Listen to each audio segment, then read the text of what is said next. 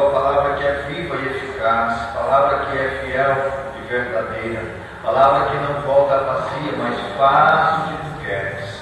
Pai, que essa palavra venha ao encontro da minha vida, ao encontro da vida de cada um dos teus filhos, nós possamos ser abençoados através da tua palavra.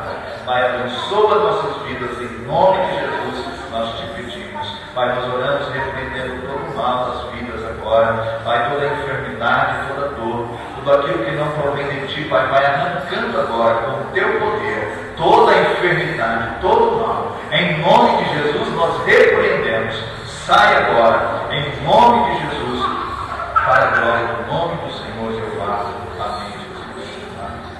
Glória a Deus. Todos nós conhecemos a história do profeta Elias. Se não a conhecemos, mas já ouvimos falar algo sobre a vida desse homem. A Bíblia revela que o início do ministério de Elias, a mão de Deus era sobre este profeta, de forma que Deus o usava poderosamente. A palavra diz que ele corajosamente enfrentou o rei Acabe, enquanto os outros profetas sentavam-se à mesa de Jezabel, faziam compromissos, faziam acordos para que tivesse uma vida tranquila naquele reinado. Elias fazia o que Deus mandava, falava o que Deus mandava falar. A Bíblia diz que Elias, todas as vezes que ele era impelido por Deus para chamar a atenção da rainha Jezabel e do rei Acabe, ele não temia, ele enfrentava e ele fazia o que Deus mandava. De forma que esse homem passou a ser perseguido, esse homem passou a viver uma forma de perseguição velada. O rei e a rainha não tinham prazer em ouvir, o rei e a rainha não tinham prazer em recebê-lo em sua casa, no palácio. Quando Elias aparecia alguém indesejado, alguém que poderia trazer más notícias. Tudo porque Acabe e Jezabel eram reis maus que não ouviam a voz de Deus. E esse homem foi o profeta que recebeu a provisão de Deus durante o seu viver. Nós vemos aqui que Deus operou milagres através do profeta Elias. Nós vemos quando ele estava ali na beira do ribeiro de Querite, quando ele estava vivendo aqueles anos de fome. Deus proveu um lugar para ele matar a sua sede. Deus proveu ali que os corvos levassem alimentos para ele. E eram alimentos frescos, alimentos de primeira. Deus provendo na vida de Elias. A Bíblia diz que este homem realizava milagres, como foi ali na casa daquela viúva de Sarepta, quando ele ressuscitou o filho daquela viúva. Deus usava poderosamente a vida de Elias. Elias foi um homem ousado, cheio de autoridade e do poder de Deus. A Bíblia diz que ele enfrentava nada menos do que 450 profetas de Baal. Profetas que pregavam o contrário daquilo que Deus ensinava. Profetas que adoravam a um Deus falso, um Deus morto. Mas Elias, não temendo, a Bíblia diz que ele enfrentou aqueles 450 profetas. Ali estava ele desafiando alguém que não acreditava na palavra de Deus. A Bíblia diz que um dia Elias foi até o palácio para dizer para a rainha que por 3 anos não haveria chuva sobre aquele lugar. Que péssima notícia para aquele rei e para aquela rainha. Mas era uma palavra de Deus para provar que Deus tinha poder de fazer, Deus tinha poder de abrir os céus, mas também de fechar os céus. Eu quero dizer para você que o Deus que nós servimos é o Deus de Elias. É o Deus que pode fazer tudo em minha e sua vida. É um Deus que tem todo o poder nos céus e na terra. A Bíblia fala que Elias, um certo dia, ele cingiu os lombos e correu à frente dos carros de Acabe por 40 quilômetros. Ou seja, igreja nós vamos notando que na história desse profeta grandes coisas aconteceram, grandes milagres foram operados. Mas há um momento que nós olhamos para Elias e ele agora parece ter esquecido de todas as coisas que Deus havia operado. Parece que Elias se esqueceu de quando Deus mandou fogo sobre a lenha e o holocausto ali, quando ele estava diante dos profetas de Baal. Parece que ele se esqueceu de quando Deus mandou os corvos para ali alimentar na beira do rio Querite. Parece que ele se esqueceu de quando ele orou e Deus ressuscitou aquela criança morta. E a Bíblia diz que ele agora está entrando numa caverna, desanimado, triste, angustiado, decepcionado, sentindo-se sozinho, escondendo de todos. Queridos, parece que não é a mesma pessoa, parece que é outra pessoa que nós estamos falando agora. Aquele mesmo homem que lá atrás estava enfrentando o rei Acabe e a rainha Jezabel, agora está fugindo da rainha. Uma ameaça daquela rainha lhe faz ele fugir da cidade e se esconder numa caverna. Mas a Bíblia diz que Deus, ele foi até lá, aonde estava Elias, para chamá-lo de volta. Queridos, uma das coisas que você nunca vai conseguir é fugir da presença de Deus. Você pode se esconder aonde você tentar esconder, mas a Bíblia diz que onde você estiver, os olhos de Deus vão estar lá, para cuidar de você, para te defender, para fazer com que você reconheça a sua autoridade. E foi o que Deus fez com Elias. Elias está na caverna. A Bíblia diz que ele agora está tremendamente angustiado, pensando: eu era o único profeta que protestava, eu era o único profeta que falava a verdade, agora sobrou só eu, mataram todos os outros, eu prefiro morrer aqui do que morrer pelas mãos daquela Jezabel. Queridos, a palavra de Deus mostra que o profeta Elias estava equivocado. Muitas vezes nós nos sentimos equivocados quando pensamos que estamos sós, mesmo na caverna, mesmo no deserto, mesmo no lugar de dificuldade, mesmo na tormenta, mesmo na dor, na enfermidade. Pensamos que estamos só, mas estamos enganados, porque Deus nunca nos abandona, Deus nunca nos deixa só. Deus sempre está nos procurando. A Bíblia diz que Deus, ele está sempre velando, olhando por nós. Foi o que Deus fez ali no jardim do Éden, quando Adão e Eva pecou contra Deus.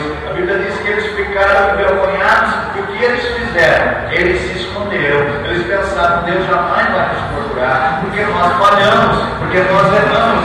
Deus não vai se lembrar de nós. Mas quando menos eles esperavam, alguém diz assim: onde você está, Adão? Era a voz de Deus, era a voz do amor de Deus dizendo: onde você está? Embora tivessem pecado, embora tivessem fugido, escondido de Deus, mas Deus estava à procura de Adão e Eva. Deus procura a mim e a você pelas manhãs, pelas tardes, pela noite. Deus procura você nos momentos de dificuldade, procurando, dizendo: onde está João? Onde está Maria? Onde está Elias? Onde está Paulo? Eu não sei qual é o nome que Deus vai usar nessa noite, mas uma coisa eu sei: Deus está te procurando, Deus está olhando para você. Deus tem um projeto na sua vida, e o projeto de Deus vai se cumprir. O projeto de Deus não vai ser desfeito. Não há rainha, não há rei, não há ninguém que possa destruir o projeto, o plano de Deus na vida do homem.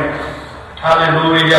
Queridos, Deus estava procurando Elias, e Deus faz uma pergunta: o que você faz aqui, Elias? Uma das coisas que nós temos que notar aqui é que não foi Deus quem mandou Elias para a caverna. Às vezes nós entramos em situações que nós pensamos que foi Deus que nos colocou, mas muitas vezes somos nós que nos colocamos nessa situação. Quem entrou na caverna foi o profeta Elias. Ele mesmo fugiu ali com Horebe, um monte de Deus, mas o lugar que ele foi ficar foi numa caverna. Ele se escondeu, fugiu da realidade. Queridos, nós não podemos fugir das circunstâncias da vida, dos problemas que surgem. Nós temos que enfrentá-los crendo que o nosso Deus é o Deus da provisão. Louvado seja o nome do Senhor. A Bíblia diz que Deus estava incomodado com aquela situação. Preste atenção no amor de Deus por mim e por você. Elias foge e se esconde. Adão foge e se esconde. Deus olha para ele com compaixão, se incomoda. Deus olha e diz: eu não quero vê-lo assim. Eu não quero que ele continue assim. Eu não aceito essa situação na vida desse homem ou dessa mulher. E Deus começa a trabalhar. Deus começa a agir para tirar Elias da caverna. Começa a agir para tirar Adão daquela situação de condenação. E a Bíblia diz que Deus pergunta: o que você está fazendo aqui, Elias? E ele diz: saia para fora, saia da caverna, saia dessa situação. Queridos, muitas vezes nós podemos estar agindo assim também. Nós podemos viver hoje assim também como Elias, escondidos numa caverna chamada decepção. Quantas pessoas aqui podem estar vivendo um momento de decepção em suas vidas? É uma caverna que se arma à nossa frente. E por causa de uma decepção, muitas vezes, nós nos escondemos de todos, escondemos principalmente de Deus e pensamos que tudo se acabou, pensamos que tudo está perdido e já não tem mais jeito, já não tem mais saída. Quem sabe você pode estar escondido numa caverna chamada medo. Satanás tem armado contra a sua vida para que você viva medroso, para que você tenha medo do futuro, para que você tenha medo de tomar decisões, para que você tenha medo de buscar o melhor para a sua vida.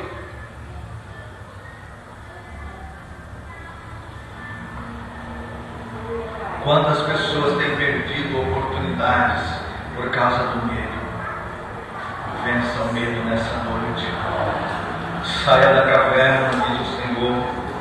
Quem sabe a caverna que você entrou é a caverna da incredulidade. Quantas pessoas, ao ver as circunstâncias do dia a dia, ao ver o tempo passando, coisas terríveis acontecendo, e muitos começam a dizer: eu já não creio mais, eu não acredito mais, eu perdi a fé, há tanta confusão no mundo. Mas o Senhor está dizendo: saia da caverna hoje, saia dessa situação agora. Deus está provisionando algo para a sua vida. Deus está trazendo uma porta aberta para você, porque Deus nunca vai deixar você sem saída. Aleluia. Se você se encontra nessa condição, a palavra de Deus para você hoje é: saia da caverna, saia desse lugar, saia dessa situação que você se encontra. A caverna não é lugar para você. A caverna não é lugar para os filhos de Deus. Nós vemos aqui que todas as vezes que Deus quis falar com seus filhos, Ele levou no monte, Ele levou no lugar alto, Ele levou em lugares que alguém pudesse ver Deus fazendo algo. Por isso Ele olha para Elias e diz: olha, saia daí. Queridos, muitas vezes nós vivemos uma situação como Elias. Quantos de nós que há tempos atrás éramos cheios do Espírito Santo, que tínhamos motivações, que éramos animados para fazer a obra de Deus, cheios de sonhos, de planos em nossas vidas, dizendo: Senhor, eu quero mais de Ti, Senhor, eu quero doar a minha vida para Ti, Senhor, eu estou aqui disponível para o Teu serviço. Mas de um momento para outro entramos numa situação como Elias, entramos numa caverna e agora a nossa vida se passou e nós estamos vivendo uma vida de tristeza, uma vida de decepção, uma vida de angústia, desanimado, sem querer relacionar com as pessoas. Jesus está dizendo para você nessa noite: saia da caverna, saia desse lugar.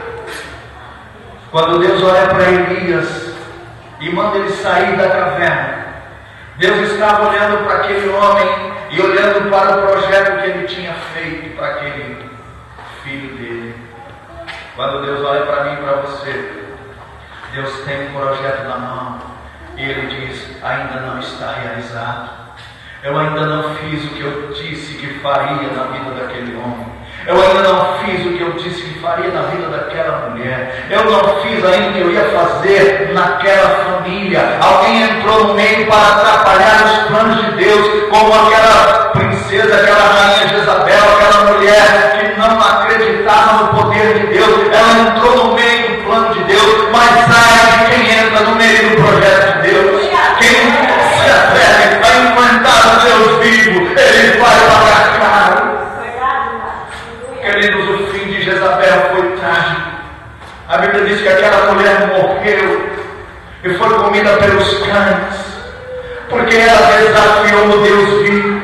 Ninguém pode desafiar o projeto de Deus para a sua vida, para a minha vida, porque não vai ficar vivo para ver. Deus tem ciúme de mim, Deus tem ciúme de você, Deus está cuidando de você todos os dias. Aleluia! Deus tinha muito para realizar na vida de Elias. Elias dizia assim: Deus, eu fiz tudo que eu podia fazer, agora ficou só eu quero morrer. Quantos de nós temos falado para Deus: Deus, eu já fiz tudo que eu podia fazer, Deus, eu já fiz tudo que o Senhor colocou nas minhas mãos, já basta.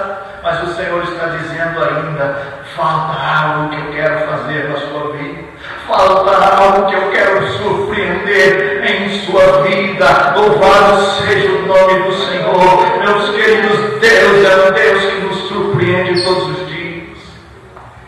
Eu tenho vivido esses dias sendo surpreendido por Deus diariamente. Cada dia Deus renova sua misericórdia em minha vida e eu vejo a mão dele operando em mim. E é assim também que ele quer fazer na sua vida, na sua família, no seu trabalho, no seu relacionamento. Deus não quer você na caverna, Deus quer você no alto do monte. Louvado seja o nome do Senhor. Aleluia. Quem sabe como Elias você esteja pensando: acabou tudo. Mas Deus está dizendo: eu tenho ainda um grande projeto para você. A vida não acabou ainda, Deus ainda tem muito a realizar na sua vida. Louvado seja o nome do Senhor. Queridos, algumas coisas nos levam a entender que Elias entrou naquela caverna motivado por algo. Quando nós distanciamos de Deus, há alguma coisa que está por trás acontecendo. E a primeira coisa que nós vemos aqui registrado na palavra é que Elias ficou decepcionado. Elias estava decepcionado com as pessoas da sua época. Ele está dizendo: eu tenho sido extremamente zeloso pela palavra, eu tenho buscado a Deus todos os dias, mas eu não vejo acontecer isso com os meus irmãos. Elias está dizendo que as pessoas da sua época começaram a adorar um Deus falso, começaram a zombar de Deus, a afastar da palavra, praticar atitudes que não eram condizentes com o Filho de Deus.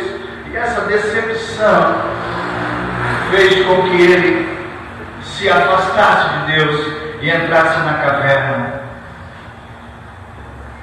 Enquanto ele olhava para Deus, enquanto ele subia o monte para orar, Elias era um homem ousado. Elias era um homem cheio de energia, um homem disponível, um homem cheio de autoridade. O que Deus ensina para nós nessa noite é que nós nunca podemos deixar de olhar para Deus. Enquanto Elias olhava para Deus, ele mandava a chuva vir sobre a terra e a chuva vinha. Enquanto Elias olhava para Deus, ele mandava parar de chover e a chuva parava. Enquanto Elias olhava para Deus, ele chamava o fogo do céu e o fogo caía. Mas quando ele passou a olhar para os homens, quando ele começou a comparar a Deus com as pessoas, ele começa a ser entristecido e o fim foi desanimar, foi desistir, foi se colocar na caverna. Esse é o fim de qualquer pessoa que começa a acreditar apenas no homem. Nós temos que crer em Deus, acreditar no poder que Ele tem, acreditar nas suas promessas, saber que o homem falha, mas Deus nunca falha. Ele nunca falhou e Ele nunca falhará. Aleluia. Louvado seja o nome do Senhor. Quando Elias começou a olhar para os homens, O que sobrou para ele foi falta de fé, foi tristeza, e ele se enfiou dentro de uma caverna. Preste bem atenção nisso, nunca pare de olhar para Deus, nunca perca o foco da sua fé, nunca perca o referencial da sua vida, que é Deus. Não importa onde você estiver, esteja olhando para Deus. Não importa a situação que você esteja passando, esteja olhando para Deus. O próprio Deus disse para Elias: sai para fora, põe-te neste monte perante a face do Senhor. O que Deus está dizendo para Elias: sai da caverna e olha para mim. Quantos de nós estamos morrendo na caverna porque deixamos de olhar para Deus? Oh, aleluia! Deus não queria apenas que Elias saísse da caverna, Deus queria mais. Deus queria que ele olhasse novamente para Deus. Deus queria que ele tivesse novamente os seus olhos fixados em Deus. Oh, aleluia! Sai da caverna e olha para mim. Aleluia!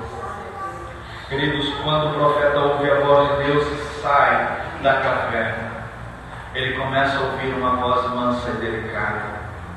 E sucedeu que, ouvindo Elias, envolveu o seu rosto na sua capa e saiu para fora e pôs a entrada da caverna, e eis que veio a ele uma voz que dizia: que fazes aqui? Queridos, essa pergunta de Deus para Elias é uma pergunta para mim e para você nessa noite. Deus está fazendo uma pergunta com uma afirmação. O que você está fazendo aí nessa situação? Ele está dizendo que não era para estar aí. Não era para estar vivendo essa situação. Deus está olhando para Elias dizendo: você poderia estar em outro lugar. O que você está fazendo aí? Aleluia! Ouça a voz de Deus, porque só Deus pode tirar você da caverna. Só Deus pode, porque Deus nunca falha. Deus é fiel, a sua palavra é fiel. Nós vemos aqui que Elias estava com medo. Primeiro, Elias estava decepcionado. Segundo, ele estava com medo. Há três coisas que têm destruído a fé dos cristãos: decepções, quando deixamos de olhar para Deus para olhar para o homem; medo, quando deixamos de confiar no poder de Deus para confiar na força humana. O mesmo homem que havia enfrentado o rei de Israel, o rei Acabe e a rainha Jezabel, agora ele estava correndo, fugindo com medo daquela perseguição. Onde estava a fé, onde estava a confiança, ele estava escondendo porque tinha medo. Nós só tememos o inimigo quando nós deixamos de confiar em Deus, quando nós deixamos de crer no que Deus pode fazer. Elias se esqueceu do que Deus tinha feito por ele. Há muitas pessoas vivendo assim, se esqueceram do que Deus já fez em suas vidas, como se pudessem dizer: Deus fez, mas não pode mais. Deus fez para fulano de tal, mas não pode fazer para mim. Deus usou Elias, mas não pode usar a mim. Quando nós esquecemos dos cuidados de Deus, nós abrimos brecha para Satanás atuar contra nossas vidas e nos amedrontar. Toda vez que você sentir medo de algo, lembra que há um Deus que olha para você e cuida. Há um Deus que não dorme. Há um Deus que está sempre olhando com os olhos fitos para nos guardar, nos livrar do mal e cumprir a sua vontade em nossas vidas. O que Deus diz para Elias, Deus diz para ele: volta para o seu caminho. Quando Deus diz volta para o seu caminho, Ele estava dizendo: Elias, você sai do caminho, você sai da direção. Muitas vezes, queridos, nós quebramos a cara, nós perdemos a bênção de Deus porque saímos da direção. Mas Deus está dizendo: volta para o teu caminho. O Senhor nessa noite está dizendo para você: volte para o caminho do Senhor. Levanta, sai dessa caverna e volta a fazer aquilo que você fazia antes. Volte a trabalhar para Deus, volte a estudar. Quantas pessoas que têm entrado numa depressão, num medo, numa tristeza, numa angústia, que têm deixado de fazer as coisas normais do dia a dia, têm deixado de estudar, de cuidar da família. volte a sonhar, volte a ministrar, volte a ser um instrumento na mão de Deus. Veja que quando Deus falou com Elias, quando Elias sai da caverna, ele sai fazendo o que Deus manda fazer, e ele vai lá e unge Azael como rei da Síria. Ele vai lá em Israel e unge Jeú como rei de Israel. Ele procura Eliseu e unge o profeta Eliseu como seu sucessor. O ministério de Elias estava na caverna enterrado, mas quando Deus arranca alguém da caverna, é para que ele seja abençoado, é para que ele seja tocado pelo poder de Deus, é para que o projeto de Deus seja cumprido na vida dele. Aleluia! Deus tem grandes coisas para realizar na sua vida.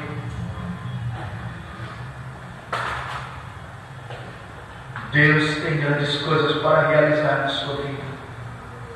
Ainda que você agora, nesse momento, esteja pensando consigo mesmo, dizendo: quem sou eu?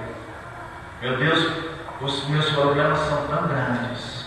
Meu Deus, a minha história é uma história triste. O Espírito Santo está dizendo isso, alguém dizendo que a sua história é triste, que você não consegue ver um final feliz, você não consegue ver uma solução, você não consegue ver Deus agindo na sua vida, mas o Senhor diz assim: operando eu, quem impedirá? O Deus que mudou a história de Elias é o Deus que pode mudar a sua história. Não me importa onde você se colocou nesse dia, não importa a caverna que você está, Deus arranca você nessa noite e te dá vitória pelo sangue do Cordeiro. Aleluia! Queridos, Deus tem muitas coisas a fazer através de mim e de você. A história não acaba aí.